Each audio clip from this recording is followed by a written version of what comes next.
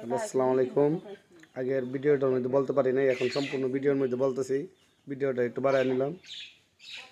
আজকে পাকুন্দের একটি ছেলে আমার অটো গাড়ির ফোন পালায় রাখিয়ে গেছিল। ফোনটা আমি পাইলাম, ফোনটা পাইয়া বাইকে দিলাম।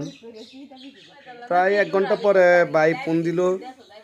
ফোন দেওয়ার পরে আলহামদুলিল্লাহ বললাম, ভাই ফোনটা আমার কাছে আছে, হেফাজতে আছে, আপনার আইসা ফোনটা নিয়ে যান। তো বাইরে আসলো, আইসা বাইদের সাথে আবার সাক্ষাৎ হলো। আখড়াবাজার ফোনটা দিয়ে আসলাম। বাইরা ফোনটা পাইয়া খুব খুশি হলো। আবার আমাকে পাকুন্দে নিয়ে গেল। পাকুন্দে নিয়ে গিয়া বলতেছে, ভাই আপনাকে কত ভাড়া দেবো? আমি বললাম, আপনার মন মর্জি যতই দেন দিয়ে দিতে পারেন। লোকটা খুশি হয়ে আমাকে আনন্দের বিষয় 500 টাকা দিল।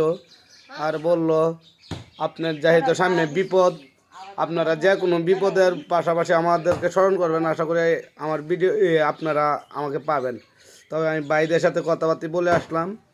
ভাইয়েরা আমাকে অনেক সমাধান করলো, অনেক কিছু খাওয়াইলো। আপনাদের উদ্দেশ্যে বলছি, কিছুদিন আগে কিছু কাগজপত্রও পাইলাম, এগুলোও দিলাম।